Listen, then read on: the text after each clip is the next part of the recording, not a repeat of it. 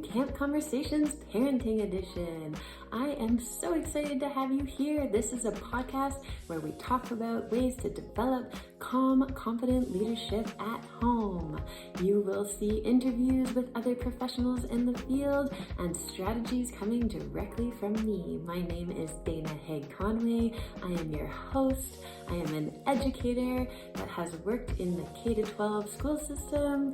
I am a mother of two, and I have a master's in counseling psychology, and I work with families, parents, children, and youth through coaching. I am so excited to have you here on our virtual space.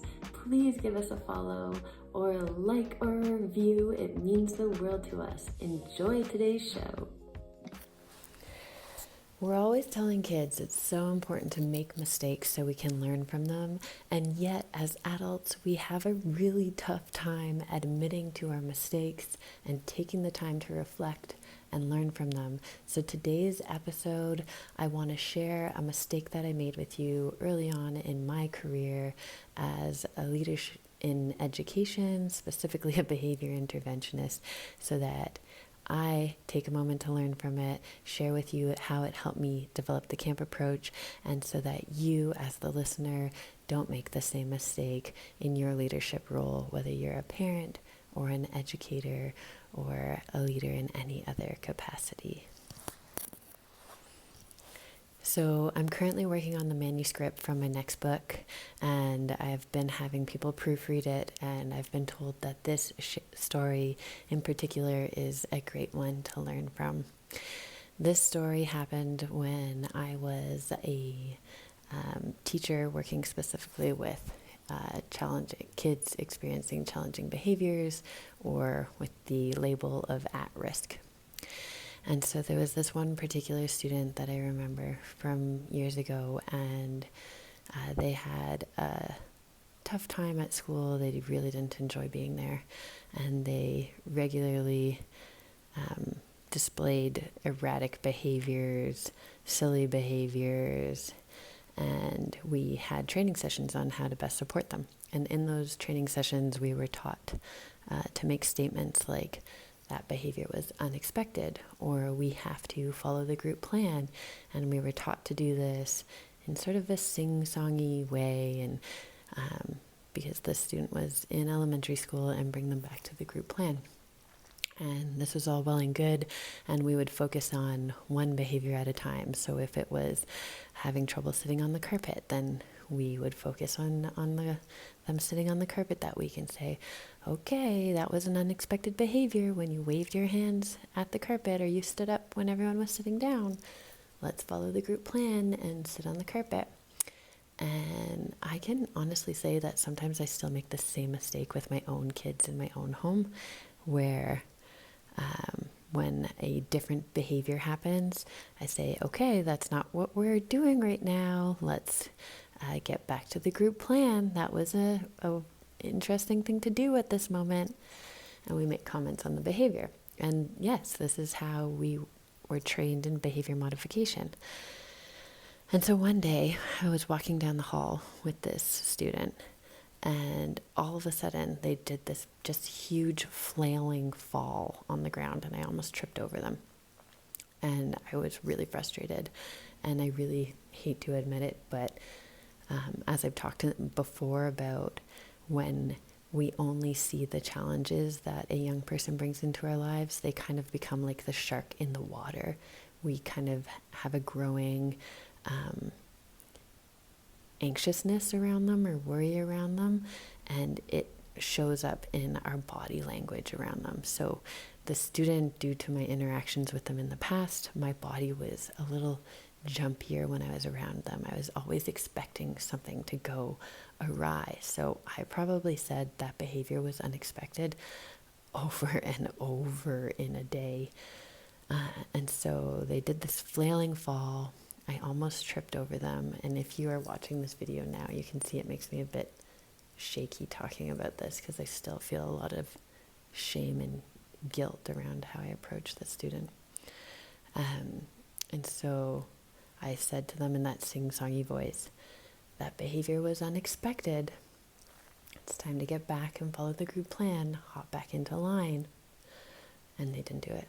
And they kind of did an extra flail and a roll in the hallway.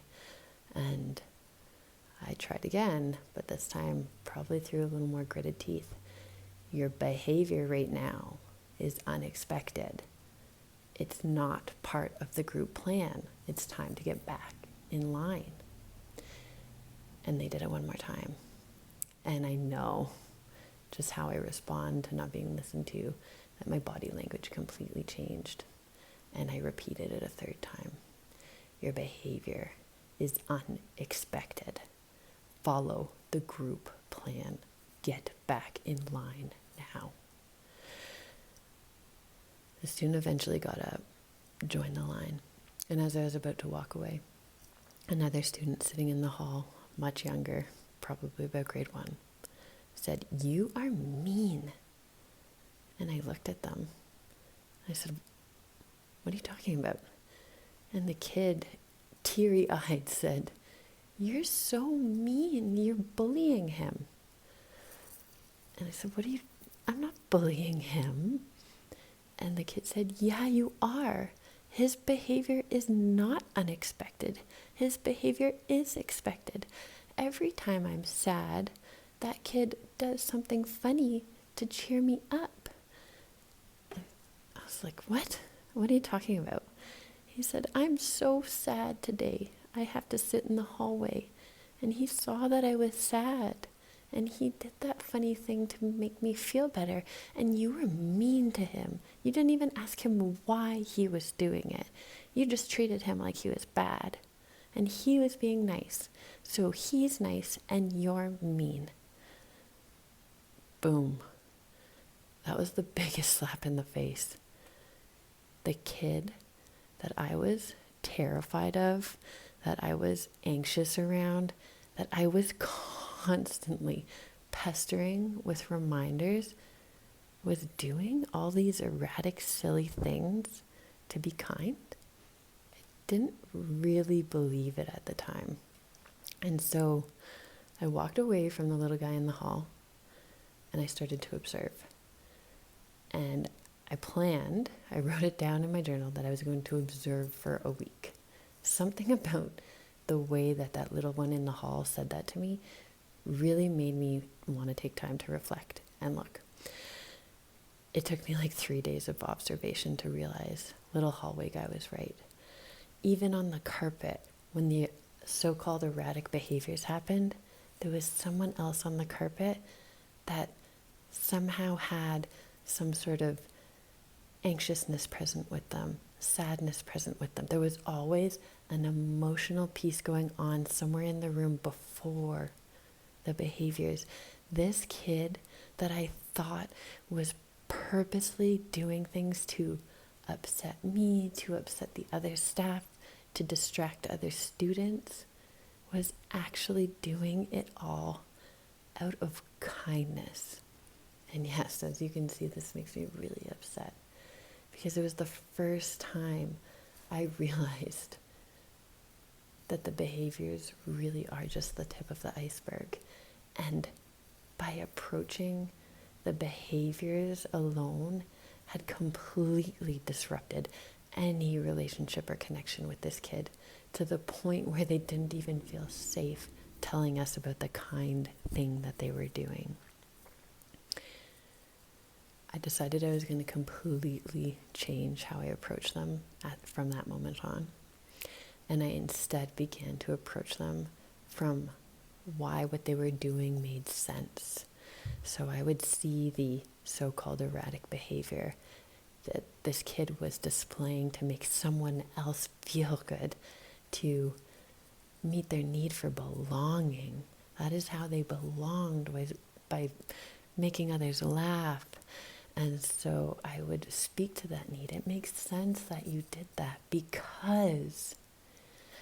And then from there, I would talk about other ways that we could do it so that he wouldn't get in trouble. And it took me a year to rebuild this ruptured relationship. And when we got to that year of rebuilding, it was astounding, the difference that it made.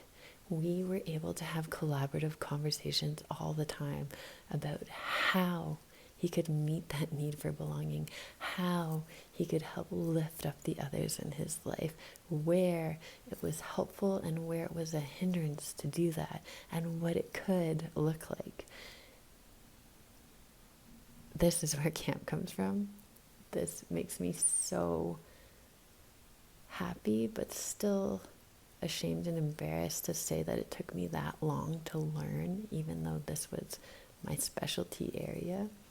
And so my take-home lesson for you as leaders, as parents, as educators, is recognize that behavior is just the tip of the iceberg.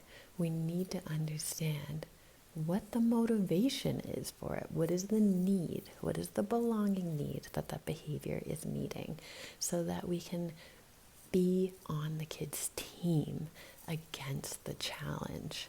So this kid's challenge was that the rules at school made it really difficult to meet that need of lifting others up in their moments of difficulty, in their moments of frustration, because the only way they knew to lift them up was by being silly, and that often got them in trouble. And so that was the challenge, was navigating the rules and the schedule of school, and I was on their team against that challenge. So my take-home homework for you is say out loud, take a moment, watch, say out loud why their behavior makes sense. If you're worried that you're going to guess it wrong, good, guess it wrong. Because if you've ever been on the receiving end of this, when someone guesses wrong your motivation, it actually feels good to have the autonomy to correct them. Kids love having the chance to correct you into what their actual motivation is.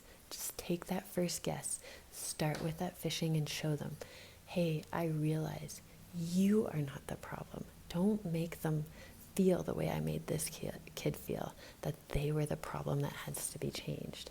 Make them feel like you are on their team and you see the problem as separate from them.